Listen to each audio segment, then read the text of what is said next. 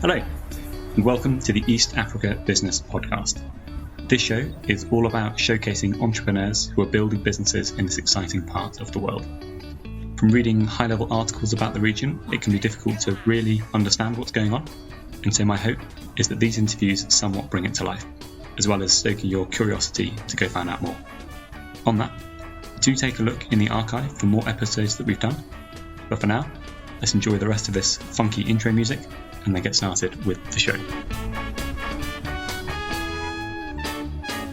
So this one, for example, is almost ready to harvest. How many more days will this take? This is maybe 2 days afternoon. This week, we're speaking with a big player in one of Kenya's largest industries, flower farming. Horticulture is one of the biggest sectors in the country's economy, and 60% of all the world's roses are grown in Kenya. This is for a number of reasons, which I discuss with the Director of Sian Roses, Chris Kulei. Kenya has a number of natural features such as high altitude and access to water, which, along with low labour costs, means they can produce roses for a tenth of the price of elsewhere, such as Holland or Israel. Before our interview, Chris took me on a tour of their 45-hectare farm just out of Nairobi, going from the initial grafting of a new rose through to the various stages before being picked, packed and put on a pallet for export. You can see some pictures of this by heading to the show notes on www.theeastafricabusinesspodcast.com. The overarching concept with growing flowers is that it's a volume game. The global market, which is centred in Holland, is incredibly efficient and means margins for flowers are very thin, and millions of stems are traded every day. As such, companies like Sian Roses need big capex and efficiency savings to stay competitive. Indeed, they currently focus just on roses in order to maintain a high quality. We discuss the many players in the global supply chain, how very often they'll get to actually name a new rose. We have multiple varieties in this house. So this is Haley. Haley? This is Haley, which is a white with a whose granddaughter's that? Trends in the industry towards sustainability, and how Brexit is causing all kinds of confusion at the Dutch auction house. There's so much interesting stuff in here. I really, really hope you enjoy it. Without any further ado, here is Chris. Cool. So we're here today with Chris from Sian Roses. Chris, welcome to the show. Thank you. So to get us started, can you tell us a bit about you and a bit about Sian Roses? Okay, my name is Chris Kulei. I'm the Director of Sian Roses group of flower farms. So we're 3 farms at the moment, currently building our 4th, totaling 120 hectares of greenhouses in Kenya. So the oldest farm is in Nakuru, which was started in 1994. It's called Agriflora and is at an altitude of 2,150 meters. Then the next farm is Equator Flowers in Eldoret, which is 2,200 meters and was started in 1997. And we're currently in our newest farm for now, which is Masai Flowers in Kitengela, just outside Nairobi, at 1,650 meters and is only 10 years old. Got it. Yeah. And you just do roses? We just do roses at the moment. We're in the final stages of getting the licenses to start our 4th farm, which will also be in Eldoret, which will initially be non-roses, so summer flowers, carnations, just products that are a lot of our customers buy at the moment, but would also appreciate to buy from us directly. Fantastic. Cool. Well, we'll sort of get into sort of the mechanics of how the business works and things. But I was wondering, could you just sort of paint a bit of a picture of flower farming in Kenya? It seems to be quite a big industry here. Could you actually sort of give an idea of the scope or the size of sort of? Sure. So flower farming in Kenya really has been booming since the 90s. There were some early farmers before that, like the Osarians of the world in Naivasha and so on. But since the 90s, the flower industry, and especially rose growing industry in Kenya, has really boomed. I think we're close to 3,000 hectares in total. Don't quote me on that, but I think we're close to that. if not slightly above, and we are the world's biggest exporters of roses. The world's biggest export. Really? So Yeah. how many hectares of roses are done through? I couldn't say off the top of my head, but the Kenya, it's got to the point that in Europe, if you're buying a rose, then about 60%, I think, are now Kenyan roses. Wow. Yeah. Where were they being grown before? Is this all new supply? So a lot of it was grown in Europe and in Colombia as well, and Ecuador, and still there's a lot of Colombian and Ecuadorian product, and Israel, of course. But since the Kenya, because of the mechanics and the costs of growing in Kenya, we have perfect conditions: altitude, lots of sunshine, good amounts of water. We can grow roses, and cheap labor. We can grow roses at about a tenth of the cost per square of Europe. All right, so there are like optimal conditions to grow a rose, and places like Holland, Israel, they're having to artificially create those conditions, Yes. or like have to, they're having to pay to create those conditions to grow them, and that's adding to the cost. Exactly, yeah. So if you go to a glass house, so we grow under plastic with steel framed greenhouses. In Europe, they grow in glass houses, especially in Northern Europe, like in the Netherlands. They developed mass production of roses and flowers, but they have to pump carbon dioxide into the greenhouse, into their glass houses now. They have to heat them, and they have to add lights and light them to add extra hours. They do produce a very high quality product, and it's priced that way. But fortunately, in Kenya, we don't have to do any of that. Okay, so Kenya has some conditions which make it conducive to growing roses. Was there any particular thing that happened in the 90s which meant suddenly this is going to happen? It was a lot of Sian itself, the story started because my father was on a state visit to Israel and was on a countryside tour and saw the greenhouses in the desert. So Israel historically has been a very big grower. Okay. And when he saw that they were able to grow in the desert, that was his and a few of his old friends, their inspiration.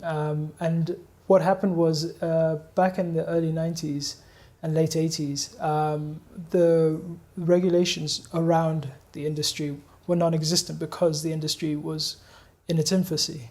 Just kind of like how M-Pesa has become a runaway success. It grew, under the radar, and to what it has become, without regulation, without too much. And it was the private sector that developed it. So it was the same for the flower industry. There were very, very little to no taxes on most of the inputs, and most of the inputs and most of the equipment and things you needed to import to build the greenhouses, the pump systems, and everything. And that, with that space, everyone was able to grow quite quickly. And also there was a lot of funding from Europe itself. Our farm in Nakuru had French development funding to start it at the beginning. So this is sort of development funding as opposed to further down the supply chain. Yeah. So it's not like the buyers were financing the Dutch. It was the government, growers. French government. French government was saying this is a good industry to develop in Kenya. Yeah. Therefore, we'll fund it. Okay. It was quite attractive because it brings huge employment. Where now we employ about 2,000 people as Sian, and across the industry, it's a couple 100,000 are directly employed in the flower business. And then obviously beyond that, those are employed by suppliers. I think it's close to 500,000 people. Yeah. Yeah. Got it. Okay. Cool. So that sort of really set it off. And then how does the market look?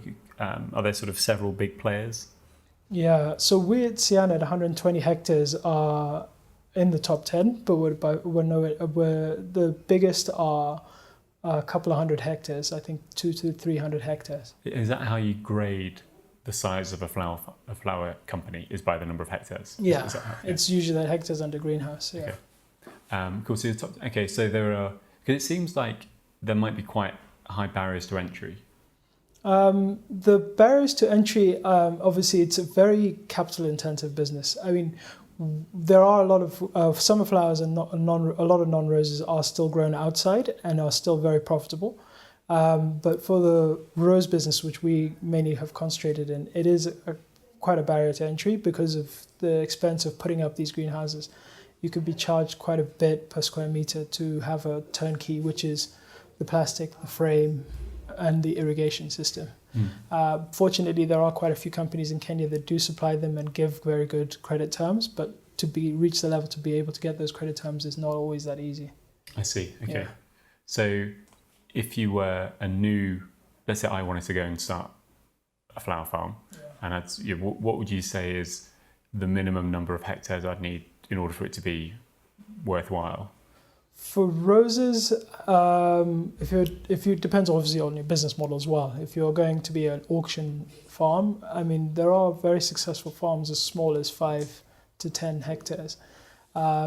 We have just been growing gradually throughout the years. That's why we've reached 120 hectares. And fortunately, we also had land that was available with water. Because, the first question is, do you have land? Second question is, do you have water? Third question is, do you have power? There's 1 or 2 farms that do work with solar and generators and on hydro. But it's still a very important key factor when you see how much you have to invest in cool chain and pumping. Okay. Yeah.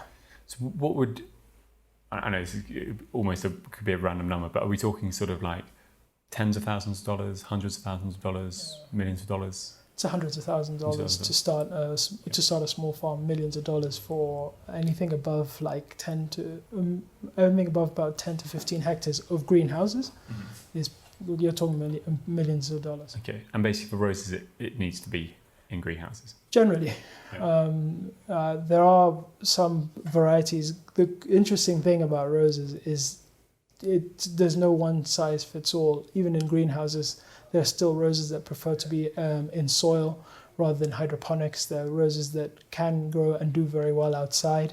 And a lot of the European market, especially in the summer, is outdoor roses from places like Germany, England, that will only come in the summer. I see. Okay, Yeah. Got it.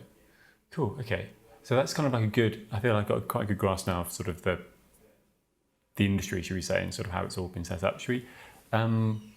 So we've before doing this interview, we've gone on a sort of tour through the farm and started off from the very first when we've got the starting growing new roses, and all the way through them being I'm going to forget all the words now. Propagated. It's like a school test, isn't it? Propagated, and then they're being begun to be grown, and then there was the bending. Just sort of, perhaps you can just give a quick overview, summary of like what it takes and sort of some of the times that it takes in terms of like growing a rose. Okay. So we at Masai and in Sian, we have our own propagation unit. So not all farms do this. So what happens is we trial varieties. We go to the breeders. So the way the rose industry works, there are quite a few of these companies are quite old, over 100 years old, and they have been developing and breeding roses, which means they have been. When you see a red rose, there are hundreds of red roses, as you mentioned, and when we walk around, just like wine, there's hundreds of great different varieties. And so what you'll do is we go to the breeder and we see a rose that we kind of like the look of. So we'll say it's a nice yellow. When we're in our farms and in our product line, we need a strong yellow. So we'll make an agreement to trial them. We'll bring plants to our farm. They send us them in potted plants. We'll grow them in our farm under different conditions for about 6 months or to a year. And then at that point, we'll make an agreement with the breeder who has the IP rights, intellectual property rights for that product, to grow a larger area. And we work in square meters. So usually a minimum of a quarter of a hectare, so 2,500 square meters, to, if we really love it, then we could technically go even 10. And what we will then do is we cut out a big part of the cost of starting to grow a variety by propagating ourselves, which means we take the roses that we have in the ground, and we harvest the stems, and from each stem we'll get 4 cuttings. Mm-hmm. And those 4 cuttings we graft to wild-grown roses, which are also clean and disease-free. And we'll produce our own, as you said in the propagation unit, we'll produce our own plants. So this is basically like you're fusing the two. We're fusing the two. Okay, yeah. and so you'll get like a small sample from these breeders. So I think the first thing which I needed to get my head around was there's not just one type of rose. Yeah. There are like hundreds of types of roses, and there's always new roses being developed from new colours and new types, etc. Yeah. So you'll get these samples, let's call them, from the breeders, and you'll say, okay, well, this is a good sample. In order for us to do this at scale, we need to dedicate the space in the greenhouse to grow it, but we need to find a reliable way to grow those roses ourselves. Yeah. And this is the interesting thing, I think, is like it's not that you just take the sample and you put it in the ground and you grow it. You actually fuse it with this wild rose, you're saying, which is basically it's kind of like giving it good genes. Is that right? Yeah. It's rootstock, yeah. Okay. It's basically putting, it's taking the head of a genius and putting it on the body of an athlete to find yourself the perfect person, kind of thing. Mm-hmm. So we are the head of the row. We want to produce as many stems from the flower at the best possible cost, because this industry is very tight margins. The reason why we're 120 hectares and other players are much bigger is because it's a matter of scale. Mm-hmm. And so if you can manage your costs from the beginning by propagating yourself, which we actually originally started because this farm was built very quickly. Masai went from 0 to 20 hectares in 2 years, and then from 20 hectares to 40 to almost 40 after the 4th year. So we realized we'd have to spend so much on plants, and we do an average of about 8 plants per square meter. Mm-hmm. And on 400,000 square meters, you're talking about a huge number of plants, and each plant is costing about 30 cents or so, 30 euro cents or so. So it saved us a lot of money by actually building this unit ourselves. Mm-hmm. And then as a result, and once we finished, we're continuously replanting throughout the group. An average of 5 to 10% each year will be replanting. So we have a constant need for plants. Whether we're planting the same variety again, we still need new fresh plants, or if we're planting new varieties, we still need fresh plants. So our propagation unit generally has a flow. And as you saw, we're also doing other products like macadamia, pawpaw, papaya, avocado. We're doing tree seedlings for our farms. It's basically a unit that can also do vegetables. So I've taken an old test greenhouse, put it in my garden, and I'm hoping to grow my own vegetables. Good. And not embarrass myself as a farmer by not being able to grow. Your green fingers. Yeah. Okay, cool. So this propagation unit, this makes it sound quite sort of like the CIA or something, propagation unit, all right? So you've got this infrastructure now where you can take the samples, graft it to the wildwood. Where'd you get the rootstock? So the rootstock, there are a few suppliers here in Kenya who also supply, because they have to give you they supply a clean rootstock, because obviously that's key to avoid having disease in the plant. Because the worst thing you can have is a plant that's producing 10 to 15% less throughout its life, because it was dirty rootstock in the first place. So there's a few guys in Naivasha that we can go to get supply. Where do they get it from? They develop it themselves. Okay, so they develop this clean rootstock. Yeah. Okay, got it. Okay, so you get that in, then you do the fuse thing. So you fuse the two together, and then they're basically on the road to growing. Yeah. So They keep them in the perfect conditions between different levels of humidity. They grow them in a very nutritious growth media that's sterile. That's clean. And media, we said, is like the environment. It's like the soil, the catch-all term for like the soil, the heat, whatever.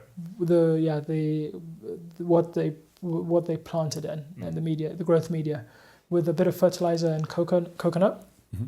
Any reason why it's coconut? They said, what the team says. I'm not a technical expert, but what the team say is that it's clean. They've cleaned it themselves, but also it doesn't. It's inert, so it won't carry any disease. Mm-hmm. And then on top of that, it drains well. Because the worst thing for the root structure when they're trying to establish is just stagnant water. Yeah. And how do the team know that? Do they Google it? Or have they been on courses? Like, a lot of knowledge. A lot of knowledge for the industry and for these kind of techniques has come from Israel, from techniques developed in Israel, in the Netherlands. And they've come, and we've always had a independent consultant that works with the farm. So we had a guy who worked with us for a very long time as we built this farm, and we recently changed to a French gentleman who's very, very good. Mm-hmm. And that's where we get all this knowledge. And one of the great things about the industry is that I'm able to visit quite a lot of farms, and quite a lot of people are able to visit us. So you learn quite a lot. So other people have propagation units, other people who are growing the same varieties, other people who are in the same market. It's generally quite a transparent thing because we can go visit each other. Why do you think that is? Why are people quite open? Maybe because we're all in this together as Kenyan farmers, Kenyan growers. There's also as the flower industry is dominated by the auction in the auction houses in the Netherlands, Flora Holland. And that's it's a very open and transparent system. So we pack our flowers, send them to the auction, especially when we first started, everything went there. And we as members of the auction and sellers were able to access and watch the prices every day. And that everybody in the industry who sells in the auction has that same access.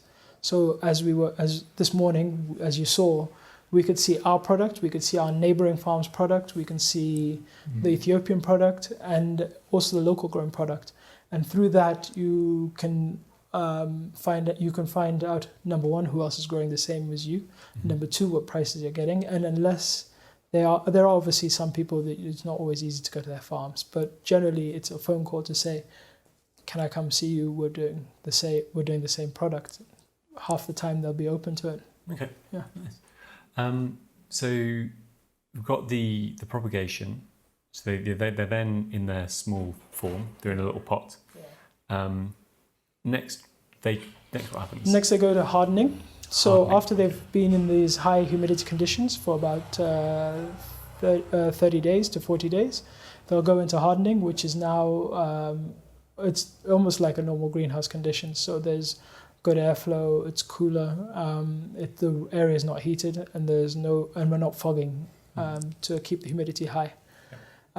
So from that point, we assess the plants, and then the ones which are the strongest are sent out to be planted.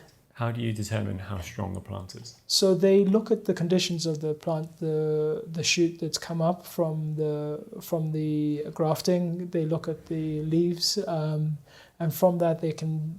The team on the ground are able to say that with good confidence that has a high potential of success once you plant it. What's your cull rate normally? 90% is 90% plus needs to get through. Okay. Yeah, I mean, ideally we'd want 99%, but these are living things. We have to have, if a guy comes in and hasn't really cleaned his hands properly, then there's a chance that something got in.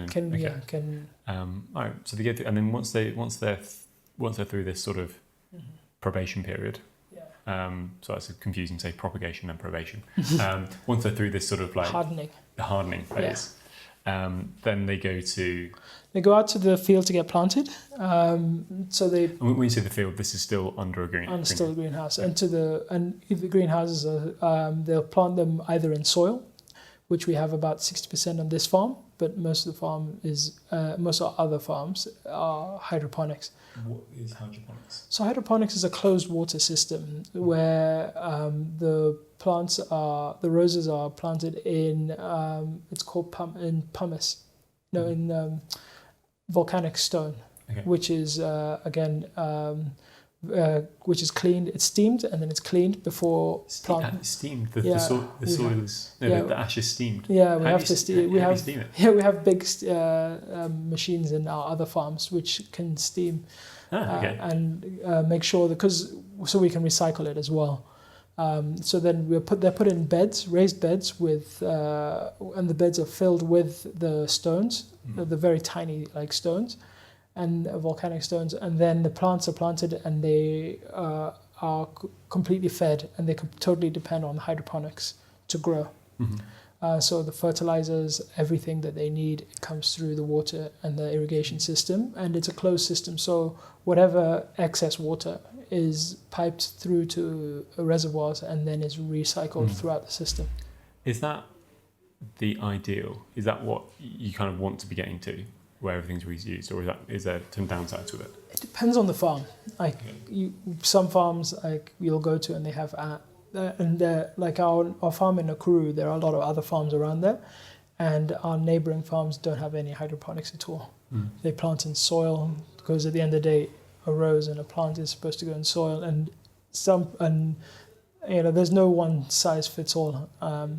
We went hydroponics. To be honest, I'm not 100% sure why, but it gives you more control, slightly more control over the product, but you are really dependent on having stable supply of water and clean water as well. I got it. So if, for example, there was some event which means there's no water, would that basically just break the system? It would break the hydroponic system. They need water to be watered every single day.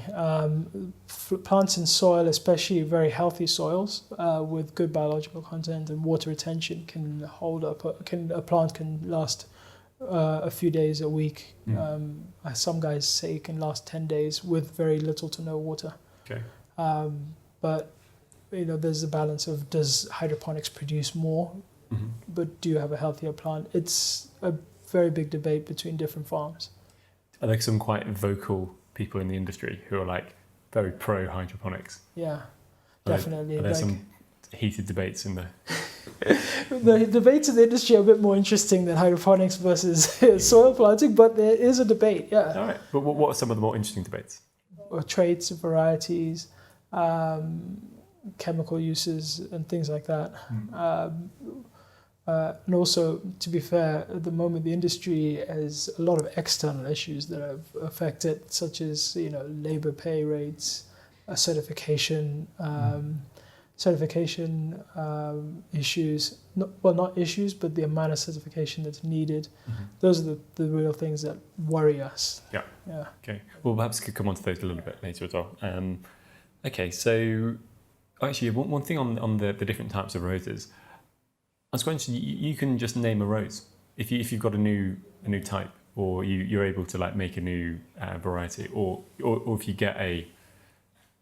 Well, you tell me. Yes. Yeah. So the way it works with the trials is they are numbers. Each breeder will give them numbers. So here is 1, 2, 3, 4, 5. Yeah. And the next one is 1, 2, 3, 4. It's usually a number, year, and so on. So they can kind of track it themselves, because to name it, there's a whole trademark process and registration process that they have to go through. So you don't really do that until you have a flower that will succeed or will grow, will be grown by the growers, which is us. So sometimes with some breeders, we constantly have trials. In each farm, we have about a hectare of about 10,000 square meters worth of trials at any given time. This farm actually has a bit more. And through that process, we get to identify which flowers we like and what we want to grow. If it's still a number, some breeders you can contact them, say, we really like this one, does it have a name? If they say it doesn't have a name, some breeders will be open to you coming up with a name with them. What are some names that you've come up with? So it's quite soppy, but we've named 2 varieties recently after the granddaughters of, the youngest granddaughters of the 2 chairmen of the group, my father and my uncle. Mm-hmm. Yeah. So Nalani, which is named after my brother's daughter, Mm-hmm. and Olivia, which is named after my cousin's daughter. Mm-hmm. Yeah. Very nice. So anytime, does that mean anywhere in the world people could have an Olivia? Eventually, if we're hoping Olivia and Nalani succeed the way Yeah. the other roses do, we hope number one that it will succeed and it'll be everywhere. And another good thing about it potentially is that they are semi-exclusive to our farms. So it will also be guaranteed that it's from our farm. Wow. Yeah, how does the exclusivity work? So do you basically get the rights to... We agree with the breeder that we have first right of refusal. So when a flower looks like it's going to be a successful flower, the breeder will often have a release policy. They don't just flood the market, because then number one, they may do well themselves because they'll get lots of royalty payments because we pay for the right to produce their flowers. But it won't always be great for the grower, because if there's a huge amount of that product, the price I can't get as good a price as I'd hope, because the buyers know there's 10 other farms that are growing it. So what the breeders often do is they come up with a release policy. Mm-hmm. And they work with those that have trialed and those that are interested initially to come to agreement on the areas that they all say they're only going to release 20,000 square meters of this product per year. Mm-hmm. And the breeders actually do monitor this by visiting farms and counting the number of plants and working out how much each farm is growing. We all have to be honest about that. And so we as Sian Group will work with the breeder and say, we really love this flower, we'd like to take half of your total production, and with the right to take half of your total production for the next 3 years. Okay. And then the rest, and whoever else has the plant and has the variety already in soil, already in growing, will also say whether or not they agree to it, whether or not they want to do it, and then you make a deal between you as farms and with the breeder. Right. And it talks about the royalties. So, is there like an upfront cost to say, right, we're going to buy the rights for this for, I don't know, again, a few years. Usually a few years. I mean, when you do pick a variety, it's a 7 to 10 year bet. Okay. So the breeders work in different. So the life of the plant is about 7 to 10 years, and not all breeders work exactly the same way. Some ask you to pay per plant. Mm-hmm. And it's upfront. It's a cost that you pay upon planting. Okay. Some breeders will ask you to pay per square meters mm-hmm. Per hectare, and some breeders will actually tell you to pay per hectare on a subscription basis. So it's again as with varieties, it's not one size fits all. We have to go and sit down and make the agreements with them. Because I can't say enough about how hard it is and how much work these guys put into getting to a stable like red rose. The amount of time and the amount of time and effort it takes for them to get to a point where we as growers come in is incredible. I see. And if you ever have the opportunity to visit a breeder, it's incredible. Really? Why? Yeah, because like there's like a variety called Athena, which is a very popular white. It's grown in large areas pretty much at all farms, but the original flower is I think it's in the Netherlands. No, it might be in Germany, but it's the original flower and the original plant is just 1 or 2 that looked like they had the potential to be a strong rose that the breeder developed, I think 10 or 15 years ago. Okay. And now if you go on the auctions, if you go to most places in Europe, a lot of the roses white roses you'll see are Athena. Really? From this Adam and Eve? Yeah, from this mother plant that is, yeah. No way, okay. So then you do that, and then, so the commerciality side of it is you will are you paying up front for that, or is it like, are you paying on each? It depends on the breeder. Some do ask for upfront. Some will take it off in stages over the course of a year, so that they also give us the opportunity. The great thing is most breeders, or most all breeders, work very well with the growers. So they'll give very good terms. We'll have time of the course of a year, the course of 18 months to pay the royalties. Okay. And your thought process here is, if I'm the first one to have the Olivia rose, I can then charge a premium, or I can then get a high price for it, which will more than pay off. Exactly. It's not, I've done it. Exactly, because from planting to harvest is, I can't remember. I think it's 2 months. I think 2 to 3 months. And if you're paying your royalties over the course of the next year, you're at least getting your income from that product. Yeah. Getting some income from the product by the time you're having to pay for the right to grow it. Got it. Okay. So roses are in the ground, they're growing, and you say that they last for about 7 years. Yeah. So each time. So how often are they picked? Yeah. So it's called the flush cycle. Flush cycle, and basically some flowers at this farm every 33 days will harvest the stem from the plant. So, but then on other varieties, and depending on altitude, it can go up to 60 to 80 days. But we work on an average as a group of about 45 to 50 days flush cycle. Okay. Yeah. And then more or less the quality is consistent? The more quality is as consistent as possible, because our buyers and the auction especially, they appreciate and you'll get a premium on the auction for being consistent, for having the same number of stems Monday to Friday for sale. Got it. Okay. And the same quality. Cool. So they get picked, and then what happens? So they get picked, and then in the field they'll do a bit of grading, where they'll be put into buckets with water, with a post-harvest solution. Post-harvest, that's like some water with some chemicals in it. Exactly, water with a bit of chemicals, so that they can make sure the plants, the rose and what it drinks will be clean to extend the life of the flower. So they get put into buckets, and we have a system here where we have a CRM where we record the harvest. So it's like customer relationship management system. So it's basically just like a database system that tracks everything. That tracks as much as possible, so that and then they get collected by tractors and are brought to our cold store, because the cold chain is vital to the vast life of the rose.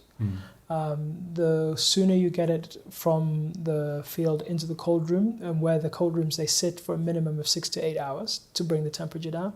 The sooner you bring it to the cold rooms, the better for the plant. Is it this cold room? This is like next to these greenhouses. It's a central location on the farm generally. Yeah. So this farm was developed because it's a newer farm. Was developed with the pack house and the cold rooms at the center. So it's not too far. But in one of our other farms, I think it's 1.5 kilometers to it. It's a central location, and because there's so much coming in, it has to get in here as quickly as possible and as efficiently as possible. Good, yeah. And then, so it's in the cold room, and then packed up. So in the cold room, and then it gets after it's down to the right temperature, so below 5 degrees. It goes into the pack house, which is obviously part of the same building. And what they do there is, we have our orders, what's going to the auction, and we know what's going to our direct customers. So at that point, they get graded and sorted. They're put into sleeves. If they're going to the auction, we have branded sleeves. These are like cellophane. Sleeves. We have branded sleeves in the auction, because we need people to see that it's a Sian product. And then for our direct customers, they often have their own requests, whether it's their own sleeve, whether it's just a transparent one. We put in, it's called SFK, which is a paper, corrugated paper protection around the heads. And then they're packed into boxes, cardboard boxes, which again are branded, of course, because we need everyone to know that the flowers are from Kenya and from us. And then they're piled in, and then they're taken to the export cold store where they're kept until they're ready to be loaded onto refrigerated trucks, which then drive them to Nairobi airport, because the whole flower industry is, almost all roses are air freighted. Correct. Well, from Kenya, all roses are air freighted. Yeah. Yeah. Cool. Okay, so that kind of gets us there. So basically, what we've spoken about there is going from a little chopped up bit of rose, all the way through to propagation, hardening, growing, etc. And you say that sort of can take 45 days. Is it 45 days from hardening? 45 to 50, I think. Yeah. I think so. Okay, but it's that. Yeah. Sort of, and then repeat. Okay. Let's talk a bit about where the flowers go then. So you sort of mentioned there are two destinations, so the auction and there's the direct to customers. Can you perhaps talk about the auction first? Okay. It's in Holland. Yeah. So the auction is actually really fascinating, and I really encourage anybody to try, if they're ever in Schiphol, to try have some time to go check out Flora Holland, which is next door and is the reason why Schiphol is part of the reason why Schiphol is such a huge airport. So Flora Holland, their auction in next to Schiphol is called Flora Holland is a company. Flora Holland is and they arrange this international flower. They're the world's biggest flower company, and it's a cooperative. Okay. We as Sian Roses are a member, we as sellers, and they are the world's biggest flower company, and also their auction, which is one of three big ones they own in Holland, their auction next to Schiphol Airport is called Aalsmeer and is one of the biggest buildings in the world. I think the Boeing factory and maybe one other are the only two buildings bigger in terms of floor space. Yeah. And so our flowers go there by air for the auction every night and are unpacked, put in buckets with water. And then traditionally it used to be an auction where people would physically sit in these big halls, depending on the varieties of flowers. There's, I can't remember how many clocks. There's so many. They're called auction clocks. And there's the rose rooms. They have two at Aalsmeer. They have one in Naaldwijk and one in Rijnsburg, which are the three main auctions. Mm-hmm. And the buyers would sit in these big halls and they would be put on trolleys, and they would see the flowers. They would go inspect them before the auction opened, and then they would go and buy them according to the price that they feel that they're worth. Yeah, got it. And it's a Dutch auction, so it starts high and goes low. Yeah, this took me a while to get my head around, because we watched it on. So historically, it was a room. Yeah. Everyone goes and sits in a room, and they say, right, we're now bringing on Sian Roses, Sian Olivia Roses. We've got 200 buckets to sell. Yeah. Who wants to buy them? Now that's all electronic. It's all digital. And so we were sat in your office, and we were just on a web browser, watching a live stream of it happening. It's fascinating. So each one comes, and it's really quick. It's very each one comes fast. up. Yeah. Now my understanding of an auction is there's a painting or something you want to buy, and someone says, "Who will give me 100, 150, 140?" 150, 200, 220, going once, going twice, sold. This one's different. Yeah. So how does this one work? So this works the opposite direction. It starts high and goes low, and you and the buyers basically have a registration number and a button that they get to press at the point where they feel it's worth. So it'll usually start at €1 something or euro, and it'll come back down. And this is price per stem. And it'll come down to the point that and it's a very interesting, because they're making that calculation of what the demand is for this product, for this color, for that specific rose. If someone's really asking for a specific rose, what they are willing to pay and what they think they'll get from their customer, and what they usually do. And at that point, they'll press the button. And if someone presses it very early, then everybody starts buying from that point, and it can still drop a bit. But if it's not a lot of product, you have to get in to get what you need, because you have someone in mind. They have someone in mind generally for that rose. And so the idea is it's not one person buying everything. Yeah. So let's say there are 100 buckets. Someone might buy 30 buckets at 35 cents. Yeah. The next person buys 25 buckets at... Usually it's the same 35 cents. And then generally, if it's that number, it will generally go all at 35 cents. Okay. Yeah. But there might be some where if there's still 20 left, they might get bought at 28 cents. Yeah, it might still drop down a bit more. Okay. And there's an auctioneer who's announcing each product as it comes up on the clock. Mm-hmm. Yeah. And these, honestly, it was taking like 5 seconds before they were gone. Thousands. Yeah. I mean, hundreds of thousands of the stems are sold an hour. Like per day, it's millions of stems. Yeah. In the peak periods, they'll be handling millions and millions of roses a day. And who's buying? So the buyers are generally wholesalers and major wholesalers, and anything from a mom and pop operation with a small couple of shops or a truck, because the whole industry was based on the Flying Dutchman concept, where the buyers would be these traders, and they would buy on the auction, they would fill up their truck, and then they'll drive to England, they'll drive to Paris, they'll drive to other parts of Germany, and then they would go and open up their truck and say, these are what I've got.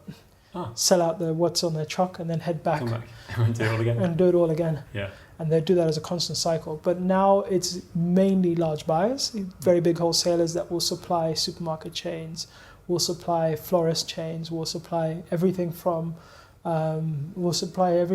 someone with just a single store to someone with 50 stores to 100 stores. Yeah.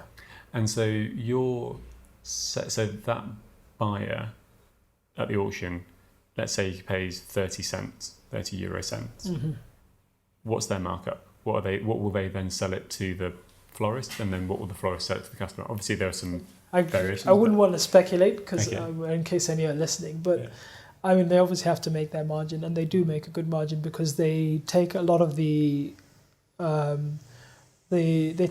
a middleman, they take a lot of the stress and a lot of the strain of getting the supply in, because also a lot of them will still take them to their own facilities and add value. So they'll buy roses from Kenya, they'll buy carnations from Turkey or Spain, and then they'll buy eryngiums from Italy. They'll buy tons of flowers from all parts of the world that are on these clocks in these auctions around the Netherlands. And they'll bring them to their facilities. They'll put them into bouquets for them. They'll put them into new buckets for them.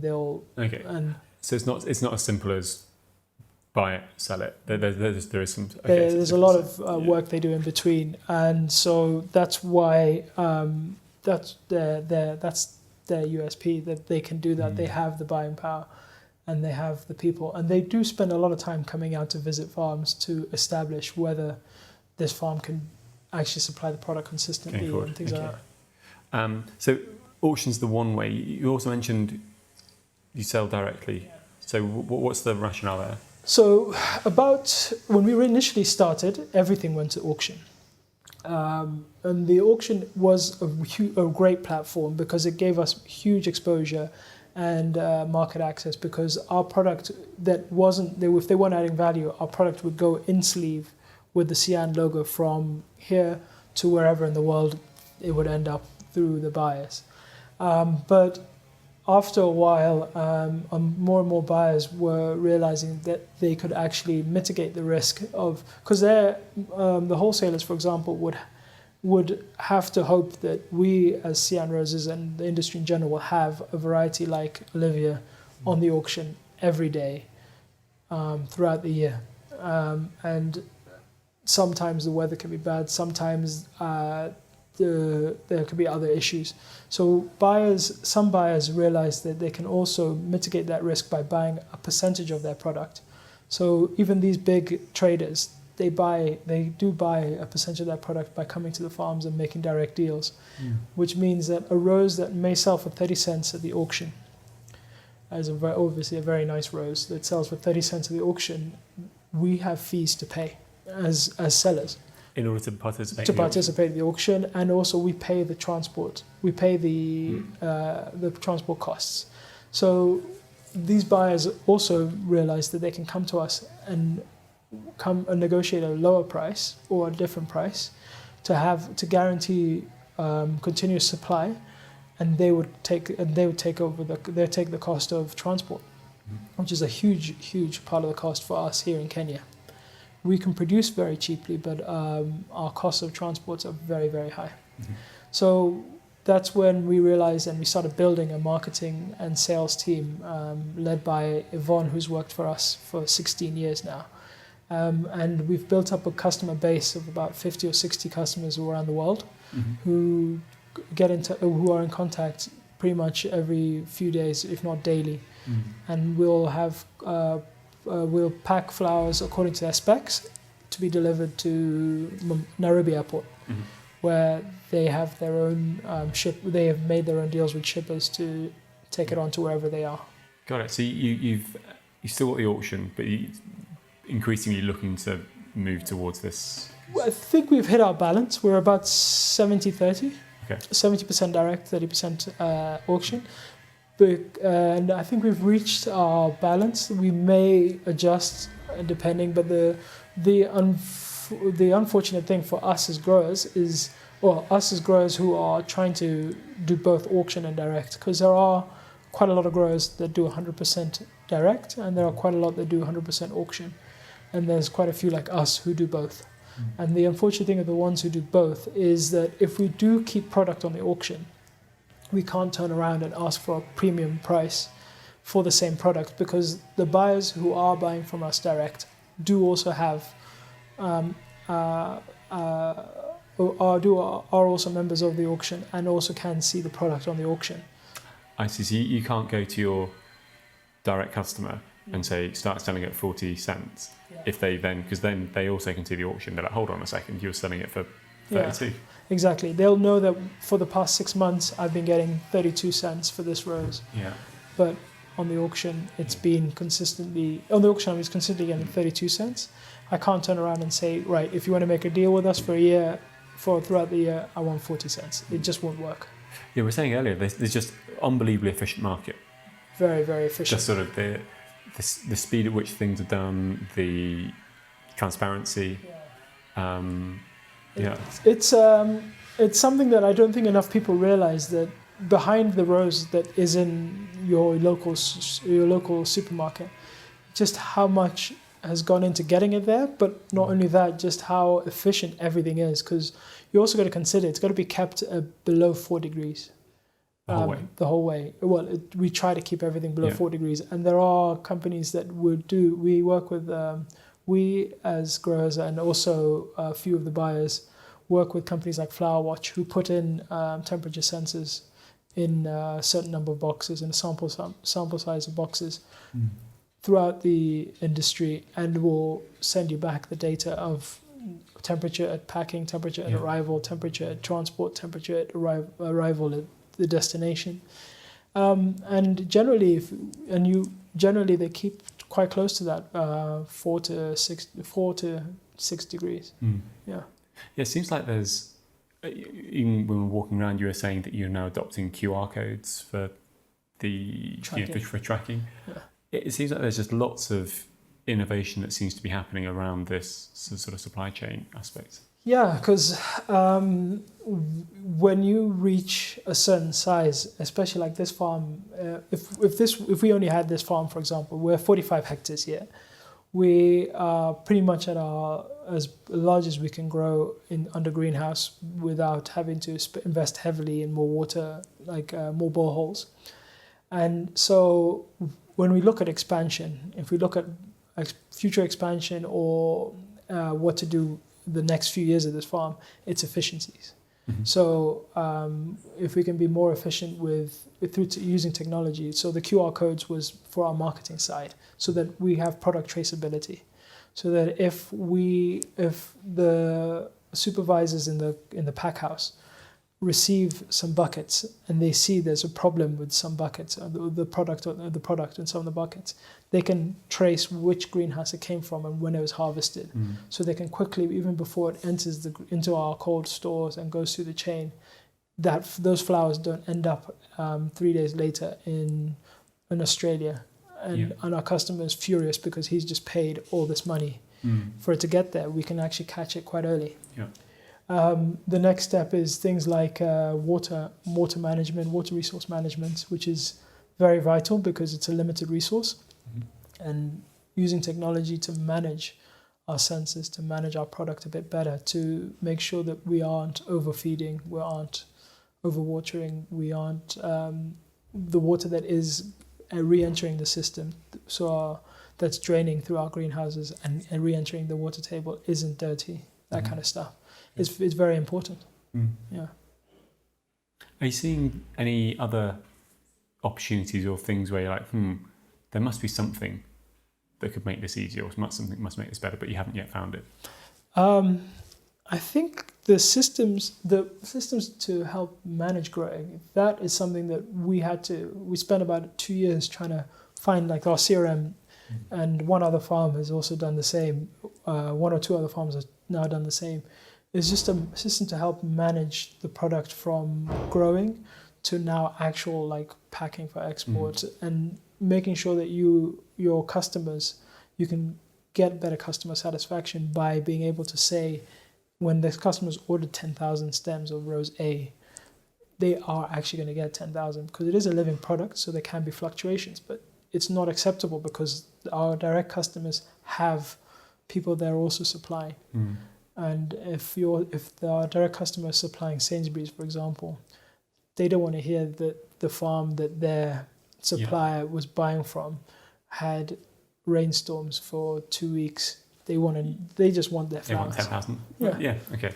We spoke a bit as well about sort of accreditation. So fair trade. So we sell a lot in Europe, and Kenya as a whole, Kenya flower market sells mostly in Europe, and they have very high standards for fair trade standards and fair trade certifications. They expect the product to be. There was another institution called Fair Plants, I think. No. But anyway, what they want, the consumer wants to know, and it's the right thing, that this flower has been grown with minimal use of chemicals, especially carcinogens. That the people who are harvesting and handling the flowers are paid well. That we as a farm are not polluting the local environment by just spraying tons of chemicals and releasing that into the rivers that are nearby and water into the water table. And so there are a lot of certifications, and they are very important and are very good. But the thing is there's no unifying certification that can cover a lot of this. So we as a farm have to go through a month and a half of inspections and the certification processes every year, which can get quite cumbersome and can get quite can interrupt operations quite a bit. And because there are seasons, so the summer in Europe is the low season for the flower industry in Kenya. So everybody tries to do it then, and there's only a limited number of inspectors. So as with many things, it's a right idea and right thing to do in principle, but the execution has kind of become muddled because German customers may want certain certification that is not necessarily Netherlands, and then Switzerland wants something different from Norway, and so you have to have all of them done, and it's a cost to the farm to do. Yeah. And you mentioned that there's some work by the Kenyan Flower Council to try and consolidate this. Yeah, so the Kenya Flower Council is trying to help consolidate this by offering, and has so members of the Kenya Flower Council, that's most of the flower industry in Kenya. They do now have all their certification done by the Kenya Flower and inspections done by Kenya Flower Council, who have made agreements with Fair Trade, with MPSA, with Global Gap, and are trying to have one. It's called KFC Silver and KFC Gold, and you can have KFC Bronze. So when you achieve either of those KFC certificates, it's usually enough, but it's still not fully there because the customers don't fully understand and fully know that what KFC does and is. So it's a process that's ongoing, and it's very encouraging. Yeah. Okay. Nice. We'll try and sort of wrap it up soonish, because I realise we've actually been speaking for nearly an hour. Oh wow! Doesn't time fly? One thing I just wanted to ask, which might be is Brexit. Yeah. I mean, so, or like maybe that's, but like at the moment that is. So we're recording this sort of towards the end of August. Obviously, there's a lot of uncertainty about it. Yeah. And so there are no definite answers.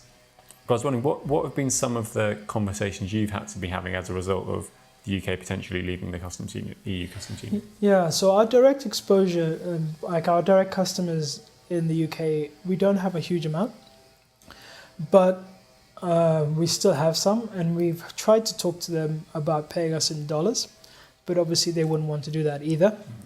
And that's to protect against currency. To give us reduce the currency risk, to pay us in dollars or euros, but that's a problem for them as well, because even in the last 10 days, last few weeks, the exchange rate has dropped. So that has been something that we tried to do, but we left it a bit late, to be honest, and we should have done that 2.5, 3 years ago. But also the problem for us is a lot of our buyers and a lot of the buyers in the auction are really exposed to the UK market. A lot of them buy. A lot of our buyers buy and sell in the UK, buy in the Netherlands and buy from us directly to sell in the UK. And that is a huge risk, because something as simple as, I think it was a funny anecdote I got from a customer last year, was that if there is a hard Brexit and there's no customs agreement, they have to do, and every truck has to go through customs.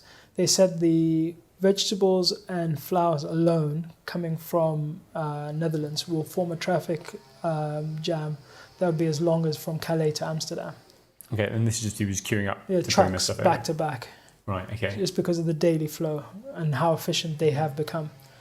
And lots of flowers. Flowers aren't going to survive that.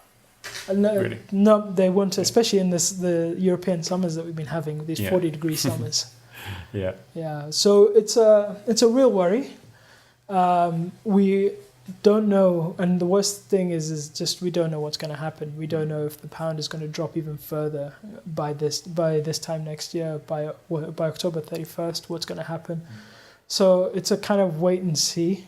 But we directly aren't as exposed as I say, but a lot of other farms in Kenya are. And that's because they are supplying directly, and are British, and some are even British owned farms. So they are supplying directly to the big supermarkets, and they are supplying a lot of product. And so for them, is a big exposure the currency. There won't be the currency as much risk, because they're buying a lot of their inputs in. We buy as an industry a lot of inputs in dollars. Okay. For fertilizers, we buy huge amounts of fertilizer. Yeah. And so fertilizer and chemicals, and that's usually purchased in dollars. They may be able to, but still, it's even if they can try buy in pounds, the risk of holding large amounts of pounds. Okay, got it. So the two main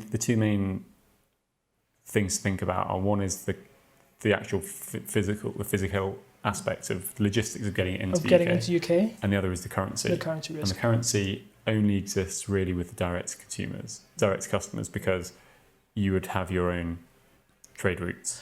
Yeah, but also for the customers who are buying, they can and still will buy in euros. But for them, it also becomes so expensive to get the euros, to buy the euros in the first place, to pay their customers in the Netherlands in euros. Yeah. So the cost of a rose, if it's 10 pence, obviously if you're buying in euros, it used to be 9 euro cents, if if I get it right. And then So maybe it's the other way around. It might be. I think it might used to be in 30. it used to be 13. Yeah. So something, 10 pence used to be it used to be 12 euro cents. Yeah. Now that same one is going to be, it's going to be even more. Yeah. Yeah. Got it. Okay. So I guess it's just wait and see. But you're less exposed than the buyers in slightly less. Okay. But we don't always know exactly where our buyers are sending on our flowers to. Yeah. So for all we know, our biggest customer is 90% of the product is ending up in the UK. Okay, but it just gets routed through this auction, which Yeah. is going to make things a lot more difficult. Yeah. Could it be that those customers, rather, they're going to stop buying at the auction, and those customers are then going to start searching? They couldn't really. The No. auction is so huge. Oh, really? It is the biggest. I mean, we are 70% direct, but our biggest single customer technically is still the auction. Okay. Yeah. Yeah. Makes sense. And that's the same. And the auction is so huge. So it's not that they will stop buying. It's just they have to work out the logistics of getting the product through to the UK. How they're going to manage that. Just quickly, when talking about efficiencies, is it that you mentioned that the farm employs 2,000 people? 2,000 people.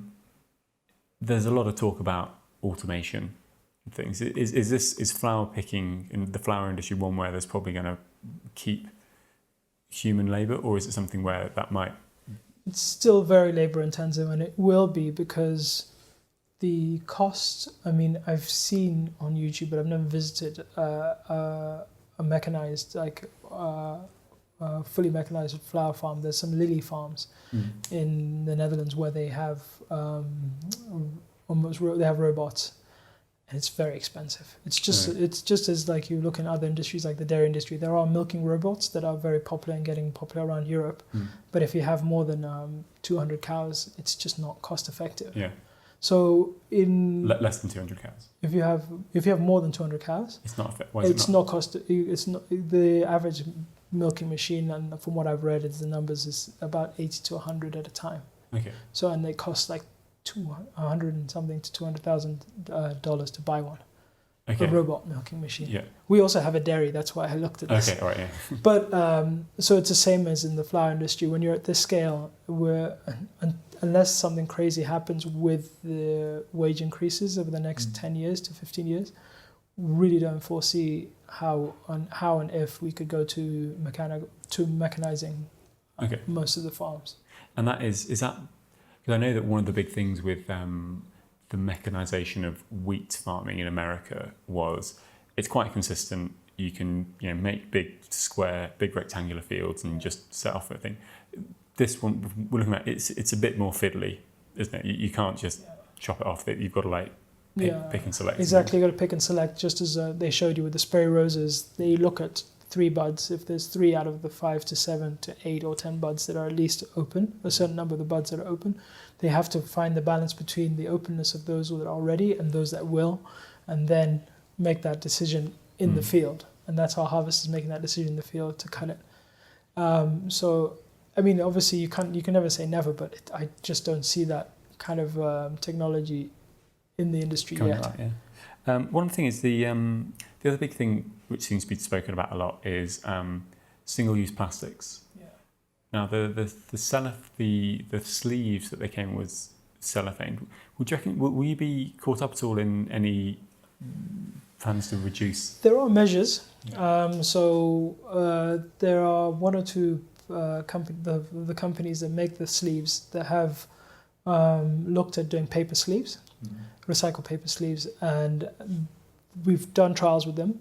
The only problem is when it arrives in Europe after being through transport, it just does not look good.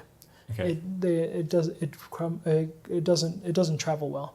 So a few of our customers and even more and more every day are actually sleeving themselves in Europe. Okay. They're doing the recycled paper sleeves when they get to Europe. And the cardboard boxes and the SFK and all the cardboard and paper we use is obviously recyclable and is recycled. Yeah. But basically there's room for innovation potentially. There's a lot of innovation, yeah. In space of like the actual plastic sleeves. The plastic sleeves, they've there's more and more paper sleeves being produced, and they're being sleeved by machine in Europe. And then on the sustainability side, a lot of farms, and we included, are working very hard on that. We are planning a solar plant here.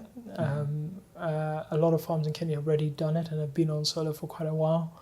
The industry is, on the whole, very conscious of our effects, the environmental impact.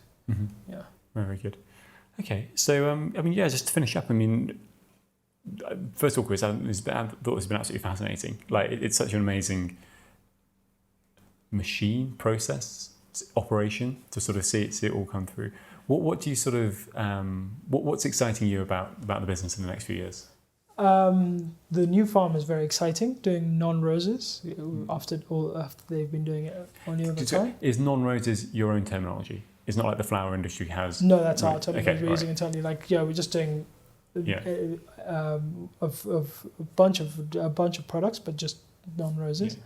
The next is technology, how it will come in and help, because there are systems out there and we're trialing them constantly on how we can maximize our efficiency. So then, rather than expanding by actually building greenhouses, we can expand by maximizing our production in the field. Because if we can increase our production by 5%, that by equivalent of 5%, by 5%, that's equivalent of adding another 2 greenhouses. Saves us adding 2 greenhouses. And that's a huge cost saving. The interesting thing is the industry in Kenya is quite robust.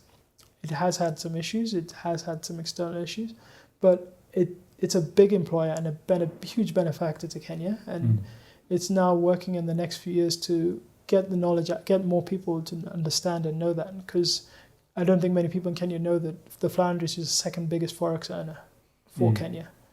And I've met a lot of people, when you talk to them about flowers, they just see the greenhouses, but they don't understand just how much they contribute. Yeah, how much cash it's generating. How much cash it's generating for the country, but also how much it employs. Every farm, not only because of the fair trade, certification, does work very hard and well with the community. We build schools, we build hospitals. There's amazing farms that have built hospitals that are actually better than the government hospitals and have become community centres. It's all very exciting and important things that people really should know more about. Very good. And how can people listening at home, how can they learn more? How can they learn more about you, about Sian Roses? Well, there's BBC had a documentary, had a thing about 2 years ago where they went and visited some Kenyan farms. They actually visited our farm in Nakuru. They visited a really amazing grower in Nyuki called Tambuzi. That does. What makes them amazing? They do very beautiful scented roses. Scented roses. Scented roses. Oh, scented smell. Scented smell that have a smell, and they are very difficult. They are more difficult to grow, and they are much more expensive to buy, but they are a really beautiful product, and they specialize in that. If they are ever in Holland, go visit. Flora Holland actually does. You can visit Flora Holland's buildings, and you can actually they have visitor centers, and they'll show you how they've built the industry. They've built their whole industry. And generally, just ask your florists. They will know that who they bought it from, but ask your florists for a bit more information, because 6 times out of 10, it's probably a Kenyan rose. Yeah, very, very cool. Well, Chris, that's been super interesting. Thanks so much. Thank you. Yes. Before we head, just a quick moment to say thank you for listening. You can see show notes for this episode by heading to the new website, www.theeastafricabusinesspodcast.com.